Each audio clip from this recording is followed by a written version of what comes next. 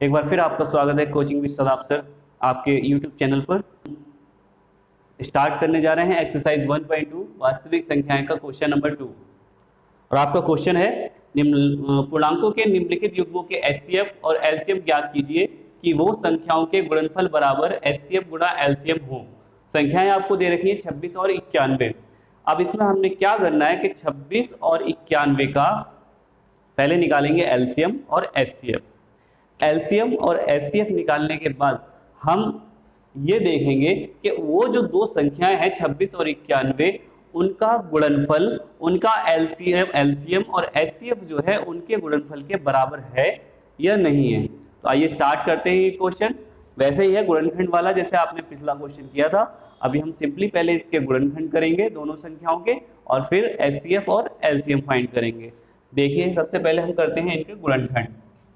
26 के गुणनखंड कर लीजिए, 2 से कट करेंगे 13 और अब 13 तो किसी के टेबल में आता नहीं है इसलिए इसको 13 से करेंगे, यहाँ आ जाएगा 1।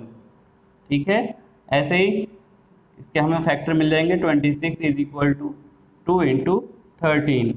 91 के कर लीजिए 91 और इसके फैक्टर करेंगे 7 के टेबल से होगा। 7 1 जा 7, 7 एकम 7, यहाँ 9 है। थोड़ा इधर लिख लेते हैं, अभी हमारी लाइट की व्यवस्था थोड़ी अच्छी नहीं है इसलिए हम पूरी तरह से अच्छे से नहीं बना पा रहे हैं। 91 इसको करेंगे हम 7 से, 7 एकम 7, 2 बचे 21 हो गए, 7 तियां 21 और फिर 13 से करेंगे 13 एकम 13। तो 91 के गुणनखंड अपने आ गए 7 गुणा 13। ठीक है, इस तरह से हमने 26 के भी गुणनखंड कर लिए और 91 के भी गुणनखंड कर लिए। अब देखिए इसको आगे कैसे करना है। सबसे पहले हम इसमें फाइंड करेंगे एचसीएफ निकालेंगे सबसे पहले इसका। तो एचसीएफ का मीन्स होता है इंग्लिश में एचसीएफ हाईएस्ट कॉमन फैक्टर बोलते हैं। तो एचसीएफ कैसे निकालेंगे, जो दोनों का हाईएस्ट कॉमन फैक्टर होगा। जैसे इसका सबसे बड़ा जो फैक्टर है वो 13 है और इसका भी सबसे बड़ा फैक्टर 13 है और ये 13 क्या है, ये दोनों के पास है। जो दोनों के पास होता है और सबसे बड़ा गुणनखंड होता है उसको बोलते हैं हम हाईएस्ट कॉमन फैक्टर। तो एचसीएफ हमारा हो जाएगा यहाँ 13। और अब निकालेंगे एलसीएम। एलसीएम में क्या करते हैं, लोएस्ट कॉमन फैक्टर, मतलब जो हमारा एचसीएफ है वो तो हम लेंगे ही, साथ में जो संख्याएं दोनों के पास बची होंगी उनको भी लेना है। जैसे यहाँ 2 बचा है तो 2 ले लीजिए और यहाँ पे 7 बचा है 7 ले लीजिए। इनकी गुणा कर लेते हैं। 13 दूनी 26, 26 की 7 से गुणा, 26 गुणा 7, 7 से गुणा करो, 7 6 42 के 2 हासिल 4, 7 दूनी 14, 15 16 17 और 1 18, यानी 182 आ जाएगा एचसीएफ। ठीक है, इतना क्लियर है। अब उसके बाद हम क्या करेंगे, हम जांच करेंगे कि इन दोनों संख्याओं का जो गुणनफल है वो एचसीएफ और एलसीएम के गुणनफल के बराबर होगा या नहीं होगा। तो उसका लिए यहाँ पे हम कर देते हैं इधर। देखिए फार्मूला होता है अपने पास, संख्याओं का गुणनफल बराबर संख्याओं का गुणनफल बराबर एचसीएफ इंटू एलसीएम। देख लीजिए संख्याएं क्या कहती हैं हमारे पास, 26 और 91 संख्याएं थी। यहाँ लिखेंगे 26 गुणा 91 बराबर एचसीएफ कितना आया हमारे पास, 13 आया, 13 गुणा और एलसीएम कितना आया, 182 आया। अब हम क्या करेंगे, इनके गुणा कर लेते हैं। 26 की और 91 की गुणा कर लेते हैं। देखिए मैं यहाँ कर देता हूँ 91 की और 26 की गुणा। 1 से 6 में करेंगे 6 आएगा, 1 से 2 में करेंगे 2 ही आएगा।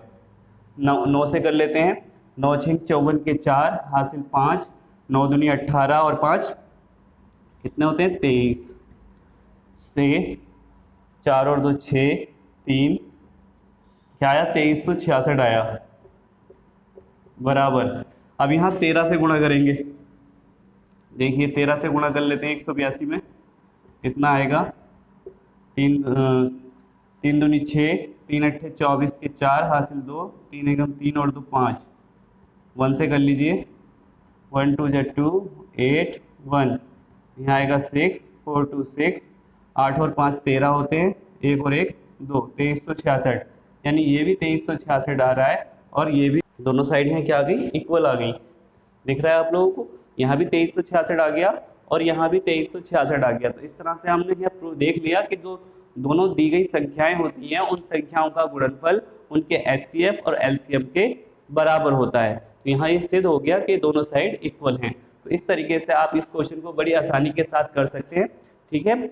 और आशा करता हूँ कि आप लोगों को समझ में आ गया होगा। तो एक बार फिर से मैं बता देता हूँ, 26 का पहले गुणनखंड किया हमने, 26 को 2 से डिवाइड करेंगे तो 13 आएगा, फिर 13 को 13 से ही डिवाइड किया जा सकता है, 13 को 13 से ही भाग कर सकते हैं, और किसी संख्या में 13 नहीं आता है, इसलिए 13 एकम 13। ऐसे 91 के गुणनखंड किए मैंने, 7 से काटा क्योंकि 2, 3, 4, 5 इनके टेबल में तो 91 आता नहीं है, तो 7 से काटेंगे, 7 से काटेंगे 7 एकम 7, 9 में से 7 घटाए 2 बचेंगे, यहाँ हो जाएंगे 21, 7 तियाँ 21। फिर 13 से कर लीजिए क्योंकि 13 13 के पहाड़े में आएगा और किसी के पहाड़े में आएगा नहीं, तो 13 एकम 13। इस तरह से 91 के गुणनखंड कितने हो गए, 7 गुणा 13।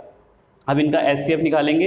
एचसीएफ का मतलब मैंने आपको बताया, एचसीएफ का मतलब होता है हाईएस्ट कॉमन फैक्टर। तो एचसीएफ निकाला, यहाँ 13 हो गया क्योंकि कॉमन फैक्टर है दोनों के पास, 13 13 है, तो ये हो गया। एलसीएम निकालेंगे। एलसीएम में क्या करते हैं, जैसे हम एलसीएम में सिर्फ कॉमन लेते हैं और एलसीएम में क्या करेंगे, कॉमन तो लेंगे ही, साथ में जो भी फैक्टर उन संख्याओं के बचेंगे उन दोनों को ले लेंगे। तो यहाँ 13 ले लिया और इसके पास 2 बचा तो 2 ले लिया, इसके पास 7 बचा है तो 7 भी ले लिया, इनकी गुणा कर लेंगे तो 182 आएगा।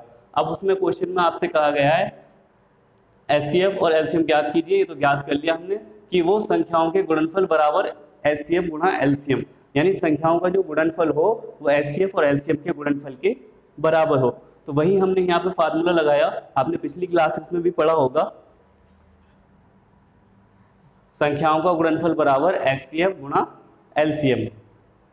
संख्याएं कौन कौन सी अपने पास, 26 और 91 थी, और एचसीएफ और एलसीएम हमने क्या फाइंड किया, 13 और 182। तो इनका गुणा करके देख लेंगे। 26 और 91 की मैंने गुणा की, रफ में अभी करके दिखाया था आपको।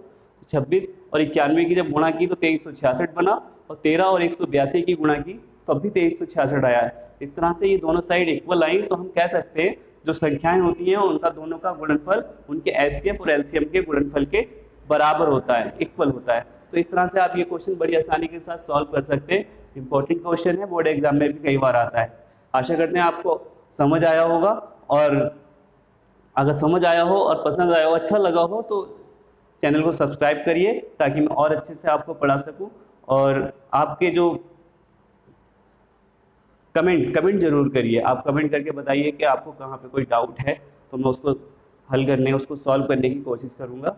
और आज की क्लास में इतना ही, बाकी नेक्स्ट क्वेश्चन के साथ फिर मिलेंगे। तब तक के लिए नमस्कार, धन्यवाद।